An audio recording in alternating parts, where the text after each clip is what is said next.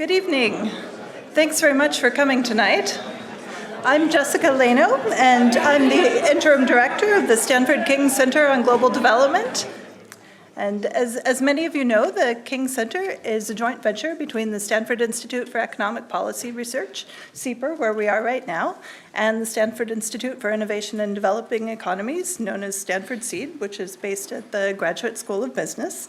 And at the King Center, our mission is to improve the lives of the world's poor by enabling research on critical topics related to global poverty and development that will ultimately help to inform better policies.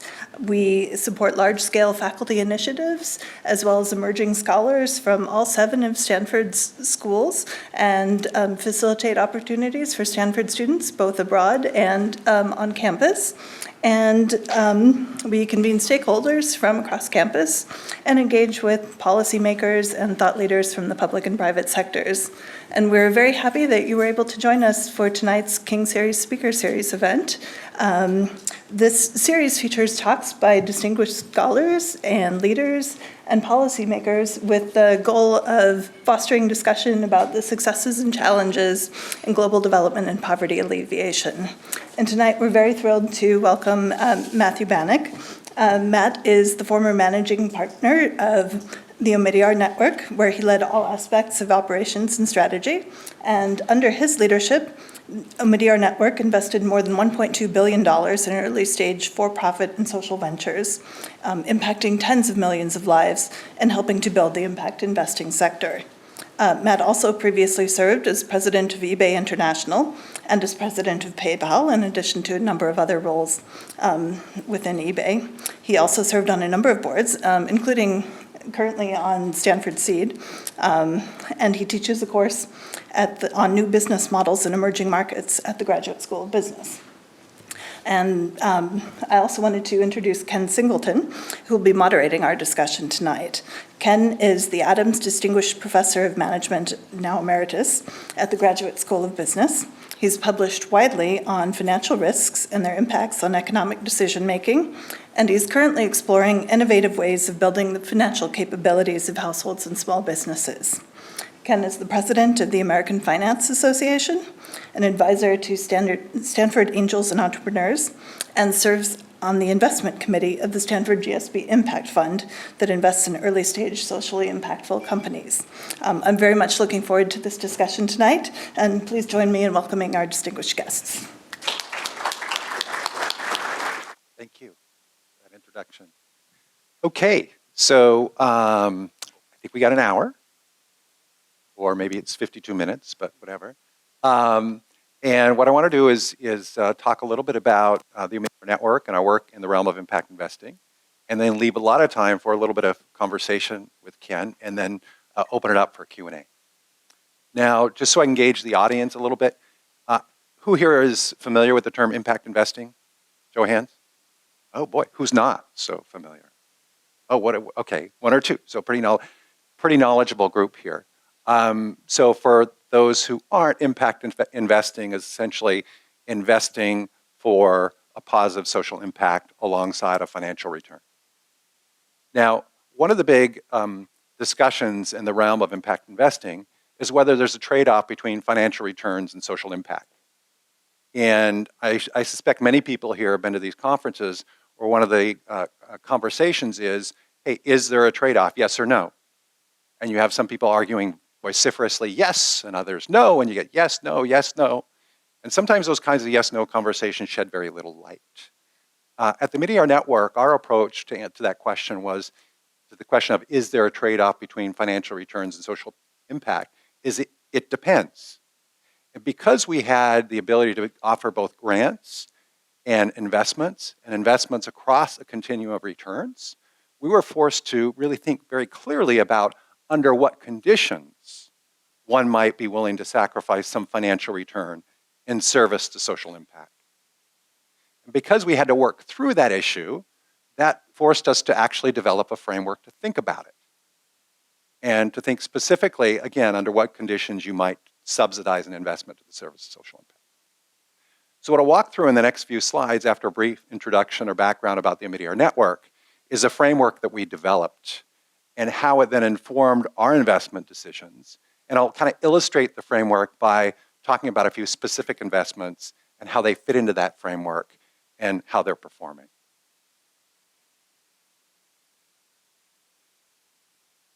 So a little bit on a mini-R network.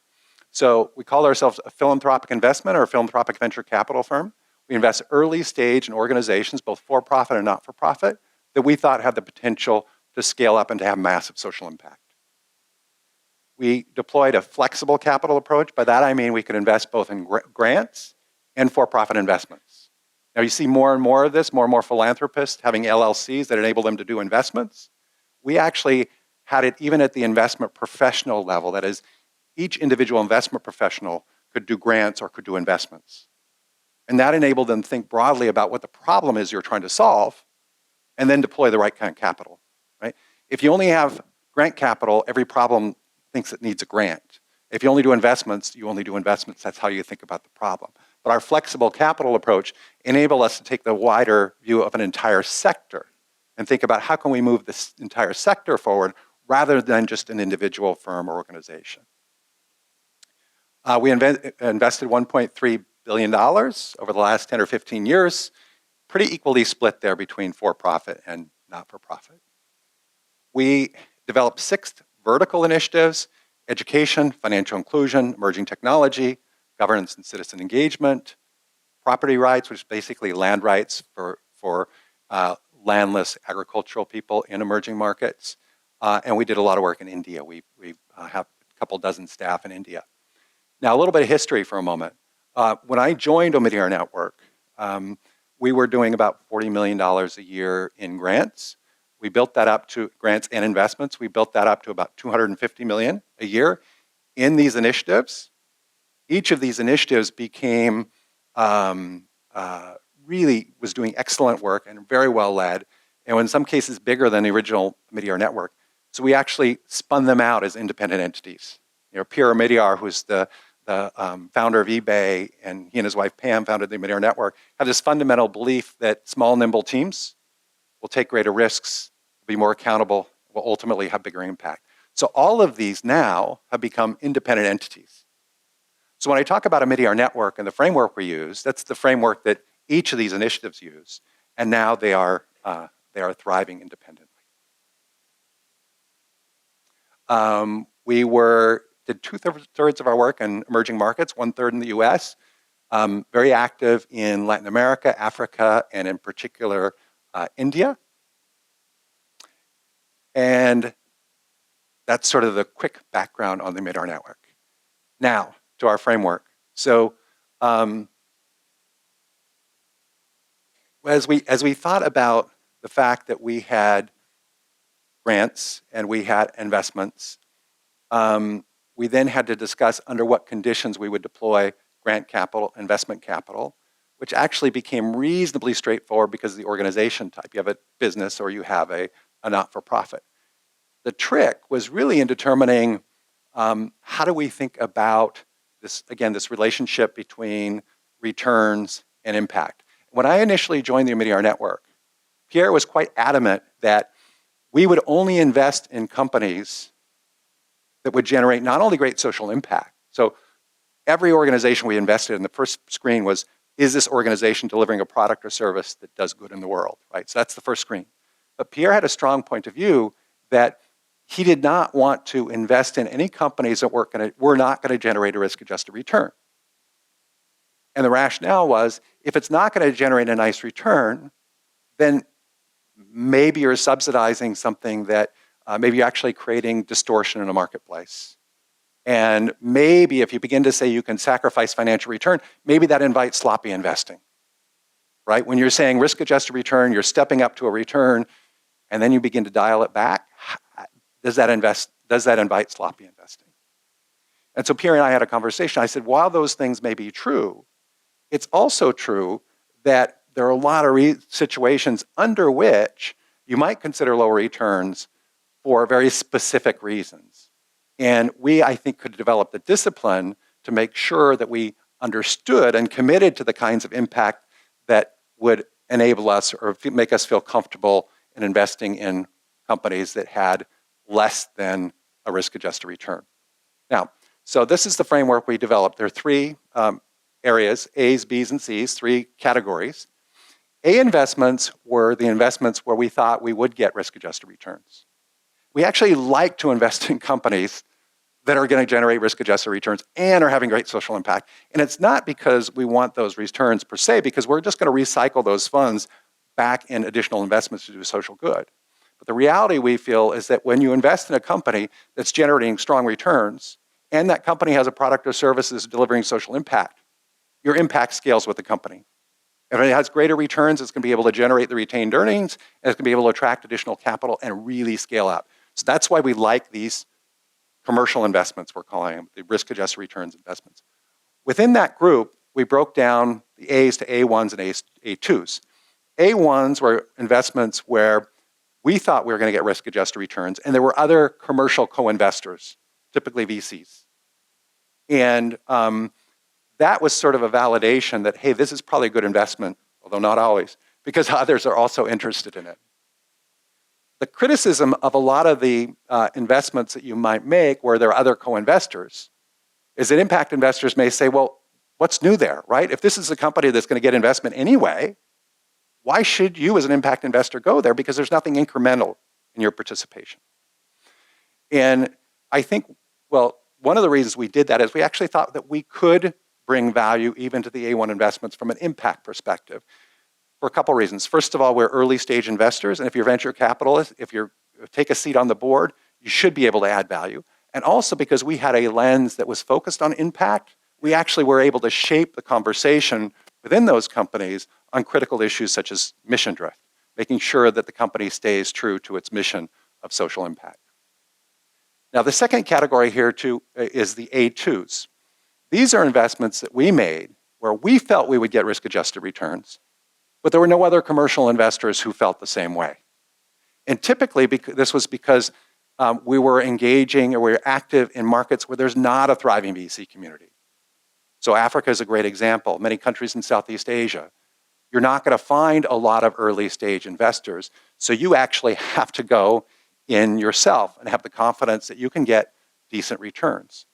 We found investments here because we had people on the ground who built the relationships, who understood the markets that we were trying to impact, and were able to find select investments that nobody else was investing in from a commercial standpoint that we felt we could get risk-adjusted returns. In some ways, it was mispriced risk on behalf of others. We knew the market were willing to take the risk. These we thought were really catalytic because if we didn't invest, there wouldn't be, those companies may not actually get the investment capital. So we thought this was highly catalytic. So that's the A's. And most of our investments were in that category. Then we talked to the sub-commercial investments. This is the point, all direct impact across the thing. Okay, and this is across A, B, and C. You want all of these to have a significant direct impact, meaning that's a product or service that's doing good. And as you go from A's to C's, your expected financial return goes down. So then the question is, if your expected financial return goes down, why would you ever invest in those companies?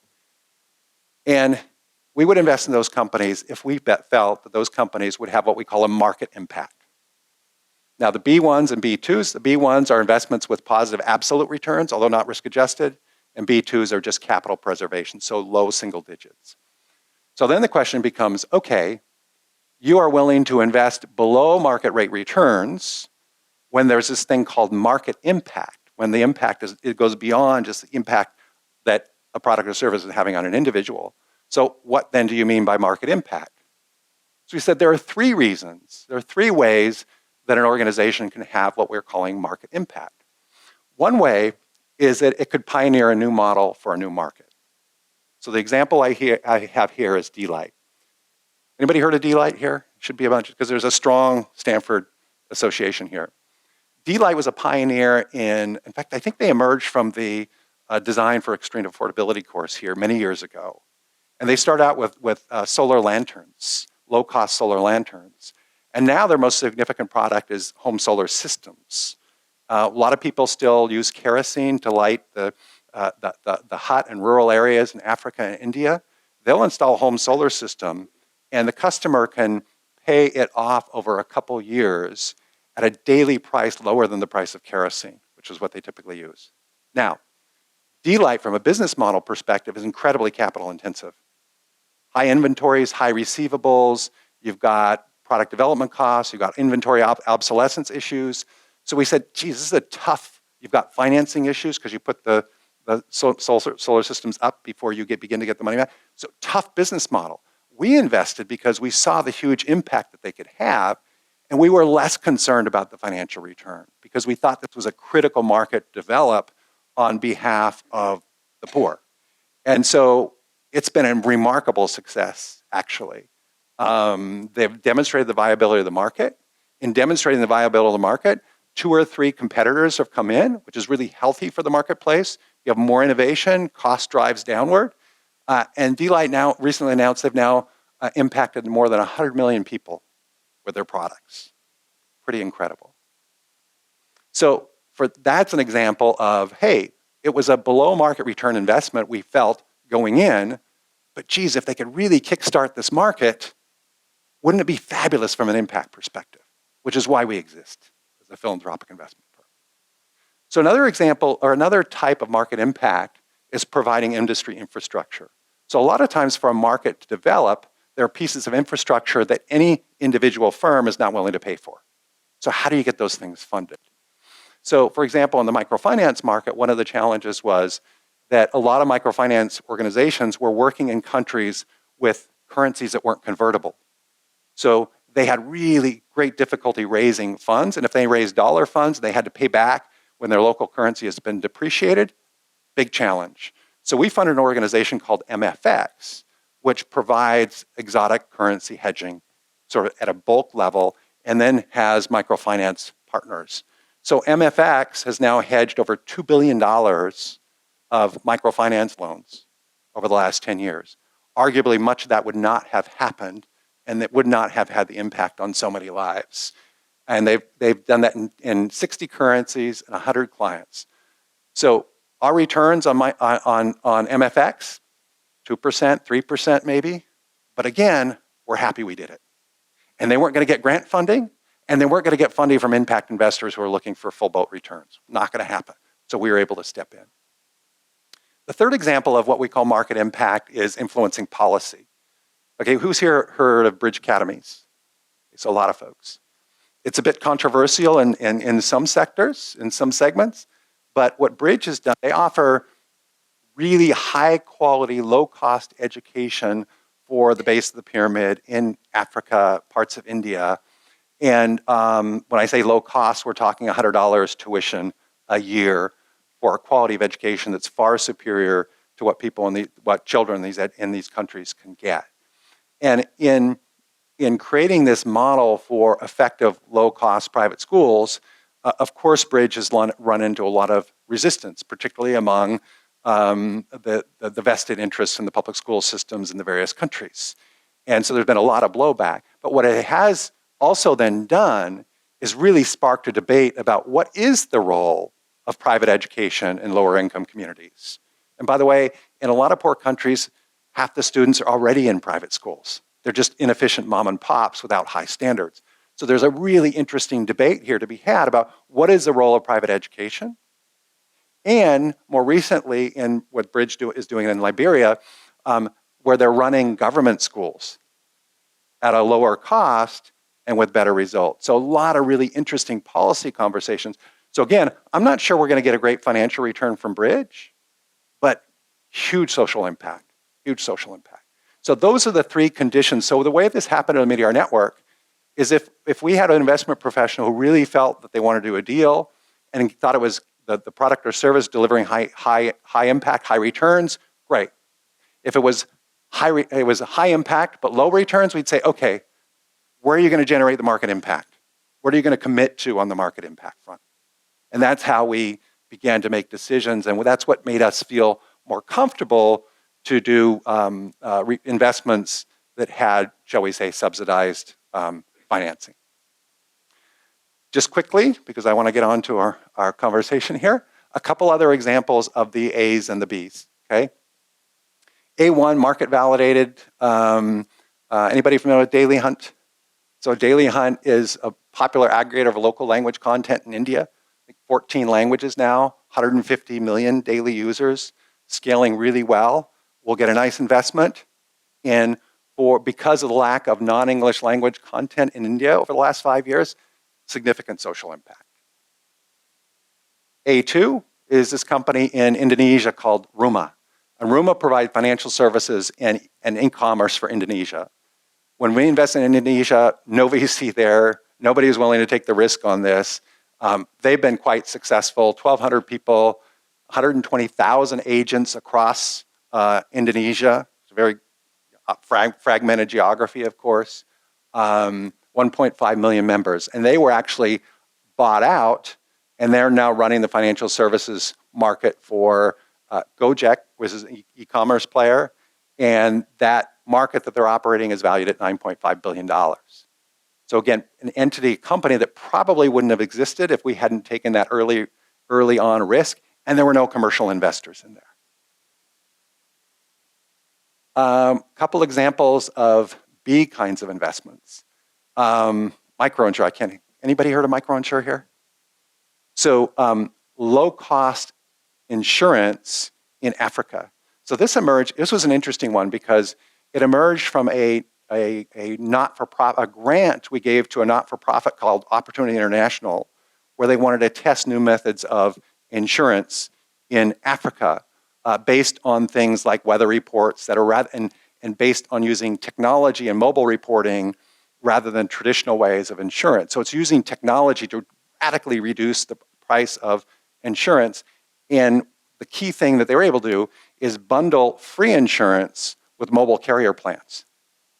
And at their peak, they were serving 60 million customers in 10 countries, primarily in Africa.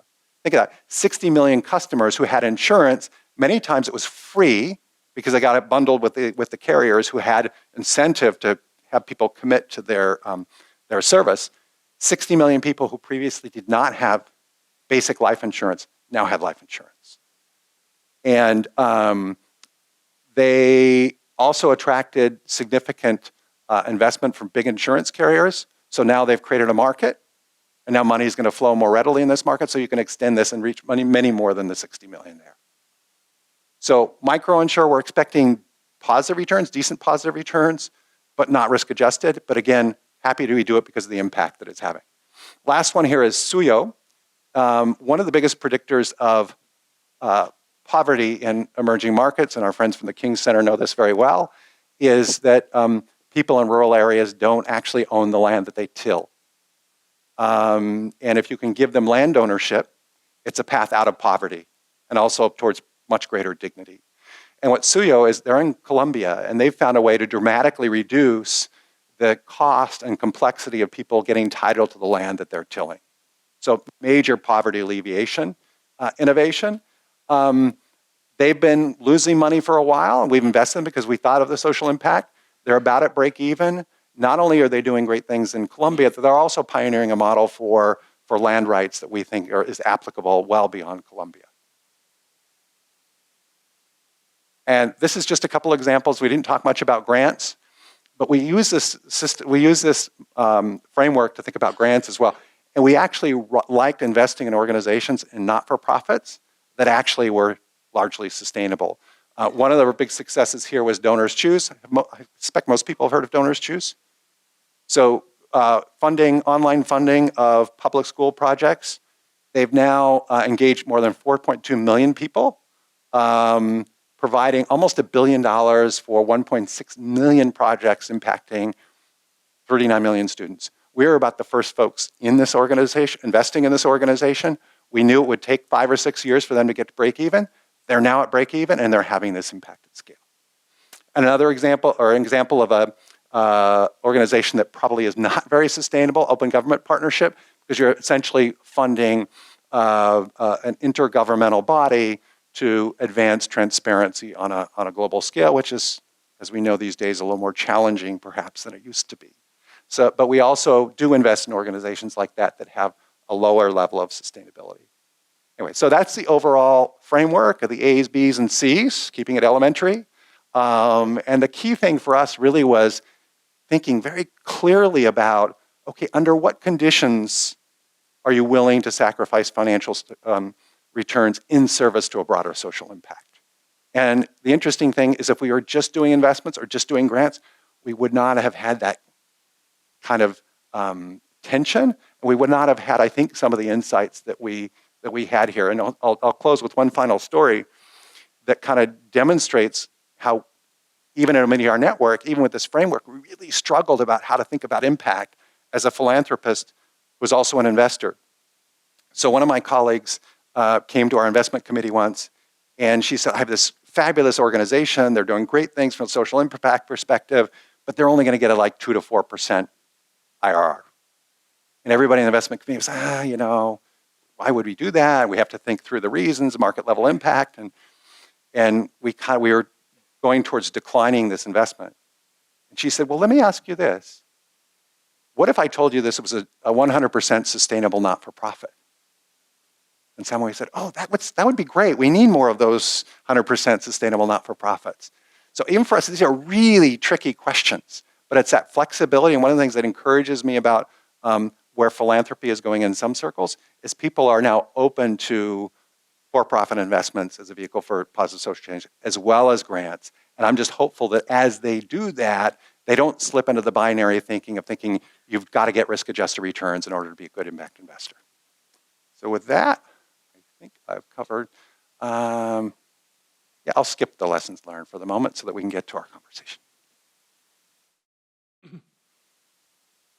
Thank you for that illuminating presentation. So we're going to have a brief conversation up here. I have a few questions for Matt. It looks like there's a lot of impact expertise in the audience, so we'll wander a little bit deeper on some of the points and issues that he raised, and then we'll open it up for Q&A from all of you. So let me start by sort of exploring a bit more the notion of impact, and you laid it out really very nicely. I'm going to put it in words that are complementary, I think, to what you said, and then try to take a look at that a little bit more deeply. So I think one of the messages in Matt's presentation is that impact is not helping some target population that you desire to impact. He mentioned sort of implicitly in the setup that he's looking for two key factors. Either one, no one else would be funding this operation that's going to have social impact, so something catalytic about the capital that he's putting in, or that Omidyar was bringing expertise to the operations of the business, some aspect of governance that allowed the company to accomplish things that it might not otherwise accomplish, particularly in that A1 category where it's market validated, but it needed something else. Otherwise, in its absence, if Omidyar had walked away, everything would have gone on just as it went on. And so when we think, though, about measuring your impact, when in some of your slides, you talked about hundreds of millions of people being impacted. That's the company, of course, that's having that impact. Mm-hmm. How did Omidyar discipline itself and dig deeper on measuring its own impact, especially given the criteria you set forth for what impact means in that sort of A1, A2 category, for example? Yeah. It's extremely difficult to measure impact, right? And it's even more difficult than to compare that impact across investments, particularly when they're entirely different fields. Right? So how do you compare a year of education at Bridge Academy in the slums of Nairobi, right, to increased land rights in Colombia? Right? I haven't figured that one out yet. So what we try to do is be disciplined, at least within the initiatives, right? So in education, how do we think about impact? And can we compare some of the education initiatives? If it's a year of education here or there, that was a little easier. And we did come up with some useful metrics. And then the next level, and in some ways the most important level, is having real discipline around how you measure impact at that individual investment level. So again, for Bridge, we could say, okay, how many kids will they be educating in what year to what level of increased performance, academic performance? So that's when you can get those rigorous metrics. And I think we did reasonably well on that. I think going back broadly, there's a term, how many term impact washing, right? This is the notion of like greenwashing for, there's a lot of hand waving around impact. And it was interesting, you read these surveys where they survey impact investors and they say, do you measure impact? And 30% will say, yes, we spent a lot of time on it. Are you meeting your impact metrics? And like 80%, including those who weren't measuring the impact, are meeting their impact metrics, right? And so it can breed a little bit of cynicism, right? That basically people are just reselling product, financial product, putting the impact label on it, reselling it, and really nothing's changed. So it gets back to your point of additionality. So I think we as a sector need to do a lot better job on measuring and reporting impact. And so, sort of building on that a little bit, you had these categories of the market, commercial, validated or non-validated, and then sub-commercial. And I'm a professor of finance, so you'll have to excuse my focus on this aspect of what he was talking about. Throughout your presentation, you're continually emphasizing the risk-adjusted returns. Now, I think of some of those industries, some of those locations you're investing in as there's nothing there. I have no idea what the distribution of possible outcomes is going to be. How would I begin to think about quantifying my risk and thinking about this in a traditional risk-return trade-off sense to even make a judgment there? It's not unlike some of the innovations that's happening here in the Valley in the tech space more generally, where we're going down avenues with technologies we haven't seen before and we have little notion at an early stage. So how different really is it than early stage venture capital investing in spaces where it's very hard to anticipate exactly what the distribution of possible outcomes is going to look like? Yeah, no, it's a good point. It's a lot more difficult, right? Your range of expected returns on any given investment in emerging markets, particularly when there's no active VC community. I mean, already with VC, you have a very high range of expected returns, right? Exactly. And you do VC in emerging markets, you're layering uncertainty on top of uncertainty. And then, and because I'm talking to a finance professor, how do you even determine what is a risk-adjusted return when you're investing in the slums of Nairobi, right? Is that triple digit? And is any investment going to get you triple digit in that part of the world? Which I think is something that you were hinting at. Yes. So it's really, really difficult. And I wish I could stand here and say, yes, all our A1s ended up being A1s or high returns and all our Bs. No, right? There were some Bs that ended up being really nice returns, right? And there were some As that were real duds. Sure. So yeah, so I think that's, and I think that's the role of philanthropy too, is to take the risks that others won't, to go into uncharted territories. Exactly. And so that was completely appropriate, but and also completely concur with your point. The variability was quite extreme. It seemed easier in some of the market impact cases like MFX, where we're dealing with a situation where we actually have markets, even if they're relatively illiquid, and they're going to intermediate in that, and you can imagine what they're able to charge fees for, and so we can see that once we start doing this FX hedging, we're not going to get much of a return out of that. But nevertheless, we want to put our funds into it for all the reasons that you were saying. So in circumstances like that, it seems one could quantify that. Actually, it would be good, I think, probably for the audience, for you to take a minute or two and elaborate on this whole notion of sector-based change or investing. Mm-hmm. So let me see if I can frame this as more of a question. Mm-hmm. And D-Light actually could be an example. It's a speculative company. It's going into a space where we don't know whether the technology is going to work. We don't know the demand, how impactful it's going to be. They've changed their product over time. But that describes lots of early stage companies that we might be investing in. Is there something distinctive about being an impact investor, looking for companies that are going to have social or environmental impact that are early stage and putting your money there, versus trying to do sector change, systems change, Yes. which Omidyar has been identified as focusing on and trying to accomplish? Are there different tools, different evaluation criteria you use?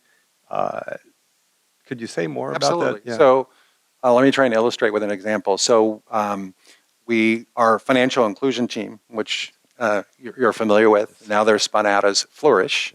They thought, well, like all the initiatives, that was their remit, is to think, how do you not just invest in a fabulous not-for-profit or a fabulous for-profit and help it scale? But if you care about financial inclusion, how do you advance the state of the field? With investments being tools in your toolkit and grants being tools in your toolkit. So my colleague Arjun Acosta, who Ken also knows, led a series of investments where he thought about grants and sub-commercial and for-profit investments. MFX is a good example of where that's a financial inclusion play that's a B, right, and by our nomenclature. We also supported an organization called the Better Than Cash Alliance, which was an alliance of a few dozen countries that were sharing learnings about how to take cash transfers that are literally cash in many places around the world and digitize those. Because if you digitize those, then people are that much closer to having access to financial products and services, right? So Better Than Cash Alliance was a grant. MFX was a B2 investment.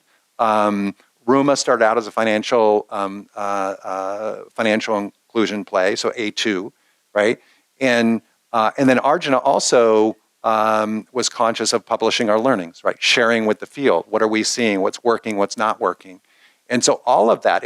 If Arjuna was just an investor, right, he'd just be doing the investments. If he was just a grant officer in a foundation, he'd just be doing this. We said, oh, Arjuna, you have to think about how all of this fits together. And I do think that in the case of financial inclusion, that 1 + 1 + 1 was much greater than 3. I think we see something like that in different settings where there is, it's not only nurturing a company and its idea or technology along, but there are often massive coordination problems involving governments, involving regulators, and other entities that need to be brought together, need to be coordinated, frictions need to be overcome, and that's something that a more narrowly focused venture capital, even one who's looking for social impact, may not be as focused on as say, Omidyar was, and some of the examples you mentioned sort of capture that. Final question before we open it up, because I do want to give the audience time. I'm sure they have lots of questions for you. Impact investing isn't operating in the dark anymore. KKR announced today its new global impact fund of over $1 billion. We have TPG Rise. There are a number of other major venture capital firms that are creating or have spun off an impact wing. Billions of dollars are floating in now to this space. What do you think that's going to do to impact investing? Is it all good? Are there some concerns that you might have about this? Yeah, I mean, it's mixed, right? So the fact that the movement is progressing, which I believe it is, and by the way, I served on the Global Task Force on Impact Investing, which has become the Global Steering Group on Impact Investing, and we made a number of recommendations for the U.S. and other countries as well. It's exciting to see the momentum and more capital flowing in, and I think there's a significant part of that capital which actually is genuinely incremental, additive, and is going to do good. I think the soft underbelly of the movement, if you will, are the things that could potentially disrupt or really create problems. There's number one, the whole impact washing issue, right? And how do you measure impact? And if somebody says they've got an impact fund, that's the first question. How are you measuring impact? Because I think our antenna needs to be up. Is this just, same wine, new bottle kind of thing? Is this just marketing? So I think that's a risk. There's also this other risk of sometimes when you tell people who are serious investors that you're an impact investor, they immediately assume that you're subsidizing your returns, which you may or may not be. But that's how there can be skepticism where people say, "Oh my gosh, it's about subsidized investment, and I don't like that because I'm a serious investor." And TPG Rise, and one of the key leaders there now is a woman named Maya Korangal, who ran Elevar, which was an impact fund that we invested in that did terrifically well and has generated really nice returns and taken significant risk and had a lot of social impact. Maya's done a terrific job at TPG Rise. TPG Rise also invested heavily in impact measurement. And while the way and with Bridgespan, and while the way any impact measurement method has its shortcomings, I haven't seen one perfect method out there, it's a significant contribution to the field. Right. And we really need to think about how do we define impact more clearly, how do we measure it, and to give investors confidence that if they put money behind this investment firm, that they actually care about impact and they're actually going to measure it and report it, which, by the way, is much easier for a large PE fund than a small VC fund. But that's a different story altogether. Let's open it up for the audience to ask some questions, and I'll turn the floor to you to control the hands as you would like. Okay. Radhika Shah from Stanford Angels and Entrepreneurs. My question is around the role of technology in the field of impact investing. You talked about the digitization of the money transfers, Matt. Are there areas where you see where technology can really transform the whole field and the ecosystem? And the second question is, how about some of the negative externalities of impact investing? Is there a role for technology to help measure those? And especially with the SDG framework, is there a way to look at, are we hurting more than helping, and how do we kind of grapple with that?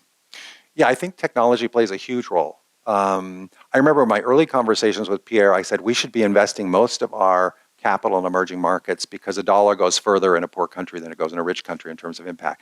And he said, yes, Matt, but technology is so much more diffused in the rich world than in the poor world. That gap has closed substantially, right? With the mobile communication, it's incredible, the technology platform, the extent to which that's permeated most parts of the world now. And that enables you to dramatically reduce the cost to serve. Financial service is a great example, whether it be insurance or savings products, so that is completely transformative. Education, the same thing. And I have a whole host of examples where basic education can be provided now with the mobile phone that was unimaginable 10 years ago. So I think those are areas that are really, really exciting. In terms of impact measurement, I think technology also can play a role. One of the methodologies, by the way, this is prep for me because I'm supposed to be teaching a course next year on measuring impact, so this is good thought starters for me, there's Acumen, which is historically, they've really been an innovator in impact investing. They have done a lot of the B kinds of investments and helped catalyze markets. They pioneered something called lean data. Has anybody heard of lean data? The lean data approach basically says, I'm not sitting here in my conference room in Silicon Valley measuring impact. I'm actually asking you, the consumer of this product or service, did this change your life? Is this important in your life? Right? So it's using technology. Now that you have technology and you have the mobile, you can ask that question and get responses.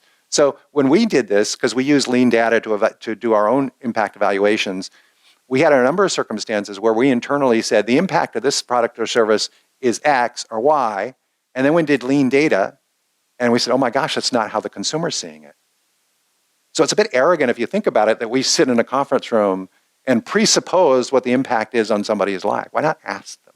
So that's an example of where I think technology can enable better assessment of true impact.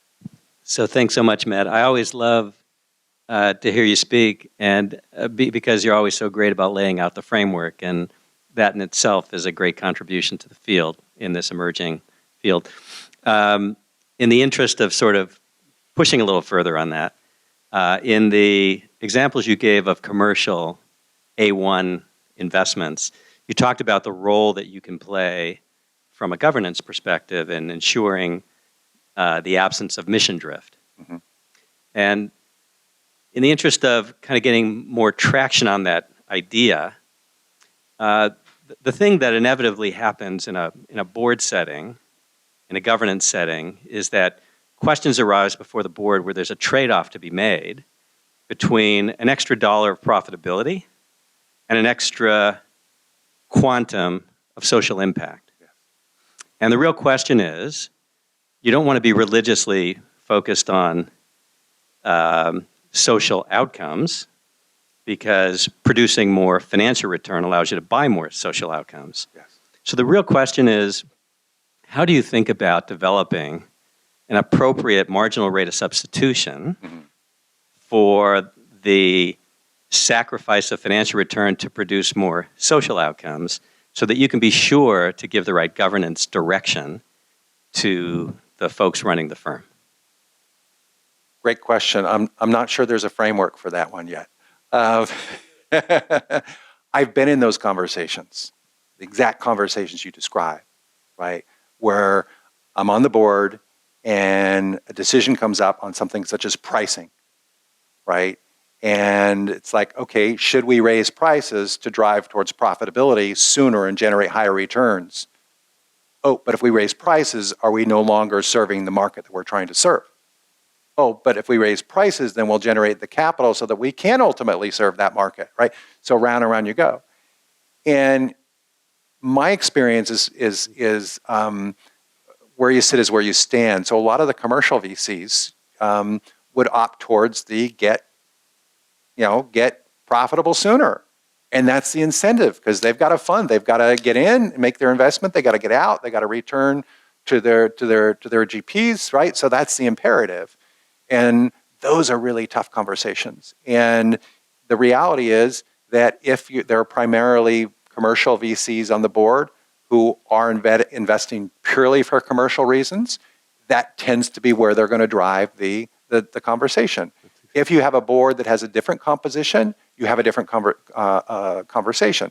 And that's where it's so important to the CEOs, when they're raising capital, to be quite cognizant of the worldview of the investors and realize that they're going to come in and they're going to be acting according to their interests, be they philanthropic or commercial, and you just need to understand where that goes. Now, one of the things that we like to see to help us get more confident that this mission drift issue, which is what you're speaking to, is less of a problem, is when you invest in businesses where social impact is embedded in the business model, right? So let's take Bridge Academies. If Bridge Academies builds physical schoolhouses in poor neighborhoods, right? You've got a physical asset there. There's a limit to how much they can raise prices, right? So that impact is in that sense embedded in the business model, because they're not going for middle income. They're going for lower income, right? So there are other examples like that. And so when you make that investment, you have to, and that would be in our investment memoranda, is like, what's the risk of mission drift? Because we got to assume if you've got straight commercial investors, and if they can flux in terms of the market segment they serve, that will become an issue. But thanks for the question. Great question. This is not this is not unique to this sort of impact investing in emerging markets. If you look at, for example, the entire household-facing fintech sector, where there are frictions out there, and that be them regulatory, be them technological, be them behavioral, that are generating economic rents that have to be shared by finding better technologies or ways to manage behavioral biases, for instance. Companies have to decide where on that spectrum they're going to fall in terms of sharing the rents with their investors versus those who they're trying to benefit. And that tension is out there everywhere, and that's why we we could split the room and one group would look at a company and say, there's an impact company, this is fantastic, and others might say, this is a predatory company, and I would never invest in them because we're going to approach it with different value weights on how those rents are being shared. It's a very, very difficult problem. Yeah. There's one other point I was going to make associated with this. Well, another question. Yeah. Yeah. Yes, because I can't point over you, so you're in the line of sight. But you can 2 rows back. Next question. I didn't hear you talk about leadership and how important that is to making an investment or backing an opportunity. Was it in your world? And secondly, what happens when leadership doesn't work out? I mean, I saw John Thompson here. I assume you don't call Heidrick and Struggles and say we need a new CEO in India for this particular social operation. Actually, okay, so start with the second half. We actually, because we recognize leadership is the critical component, right? And so when I teach this class over the business school, that's the hardest thing to teach. Because you can look at the balance sheet, it's really hard to capture the essence of a leader without spending time with a leader, right? But it's the critical magic that makes something happen or not. We recognize this. We also recognize at Meteor Network exactly the point you made, which is an early stage company in an emerging market doesn't have the kind of money to hire an executive search firm. So you know what? We built our own executive search capability in-house. We actually had 5 full-time executive recruiters at the Meteor Network, and they would do free searches for our for-profit and also for our not-for-profits. And by the way, our commercial co-investors love this, right? They need a new executive. They're like, we don't have to pay. We're going to have the Meteor Network do the work.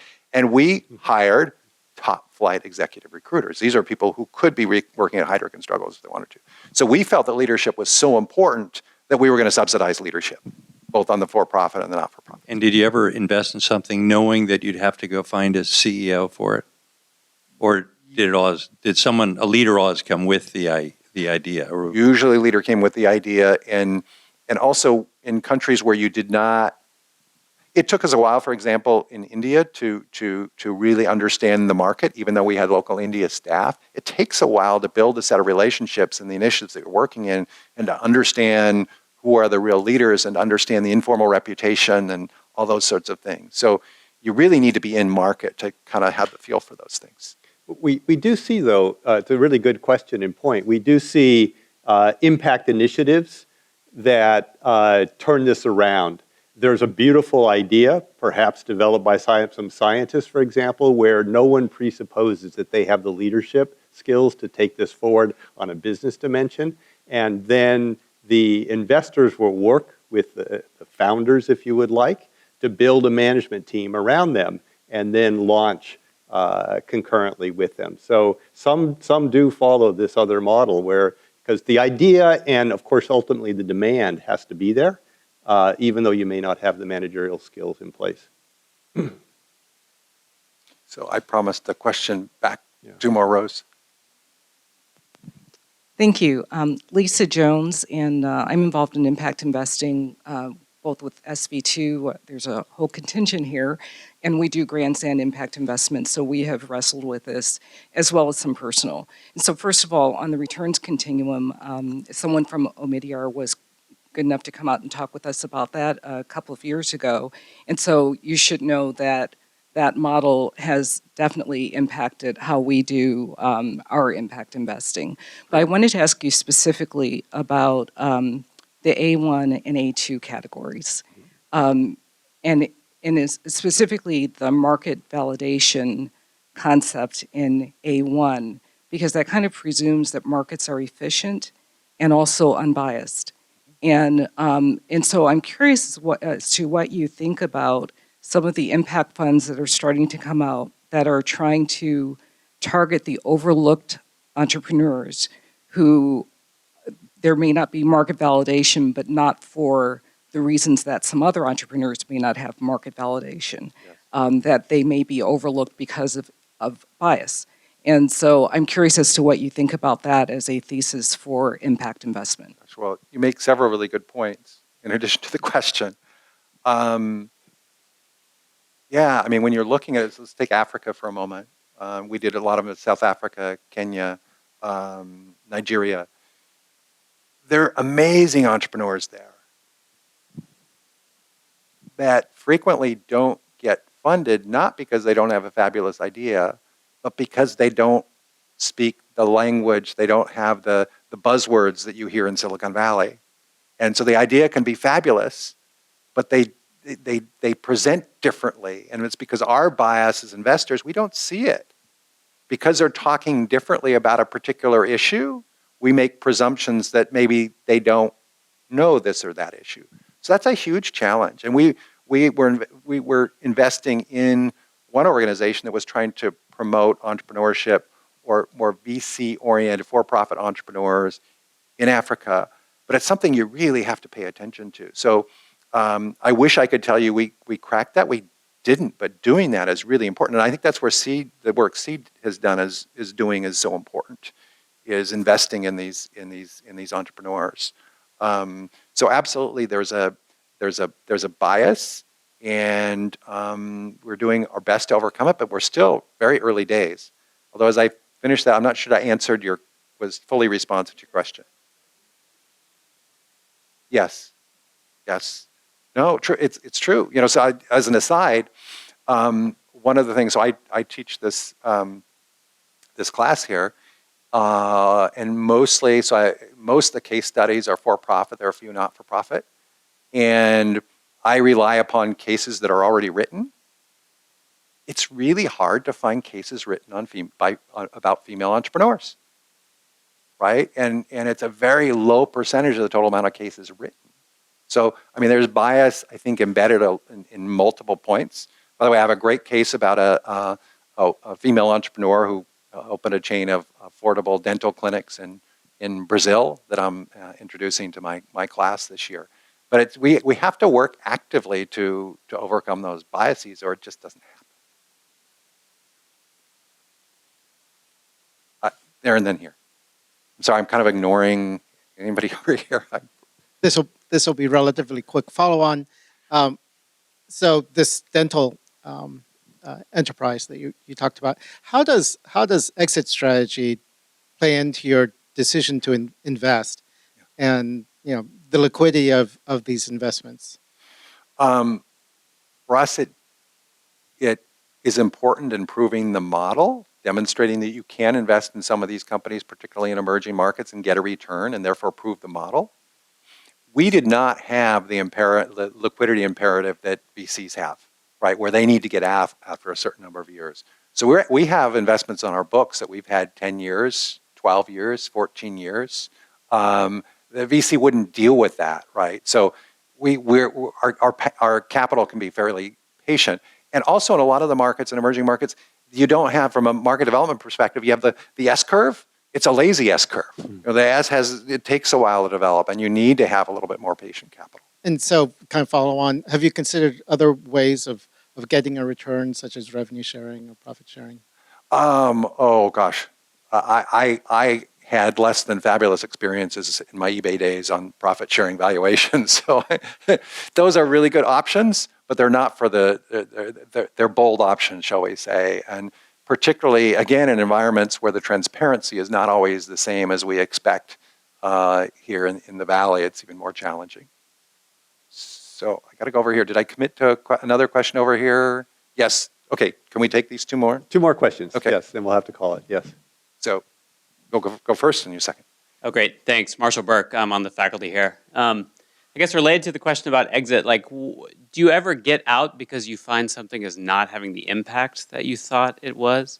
I think the bridge example is maybe instructive here. This is one where we have had careful randomized evaluations, and there's actually a long-run follow-up of a bridge evaluation in Liberia just released like a month ago with pretty, I would say, lukewarm results on the overall impact relative to the government control. So I wonder, either in that setting or in broader settings, when you do these impact analyses, does that lead to exits for a very different reason?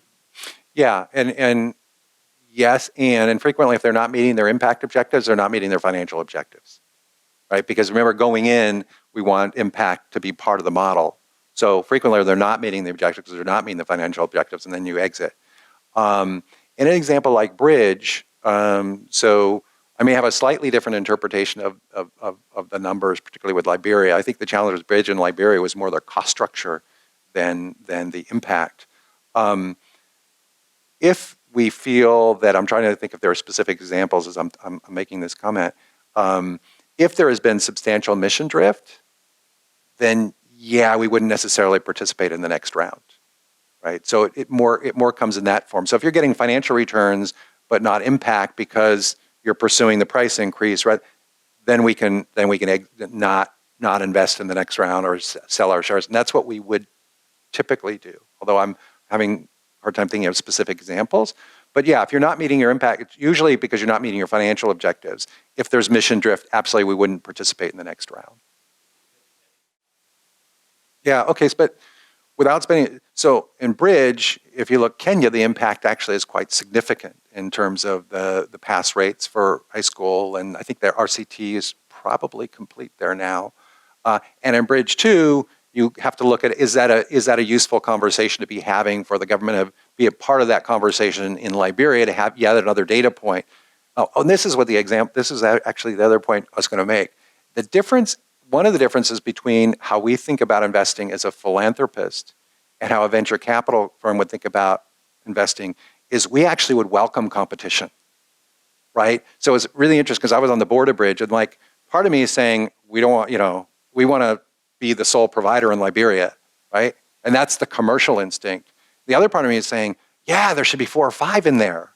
And Bridge should have more competition in Kenya and Uganda because that's good for the market. That's good for social impact. So that is a bit of a misalignment of incentive that I sometimes had. Similarly with D-Light, it's like, yes, the market's developing, where if it's strictly commercial, I don't want anybody out there. And yes, because I want to charge higher prices, because I want my return. So that dynamic sometimes was played out in an interesting way.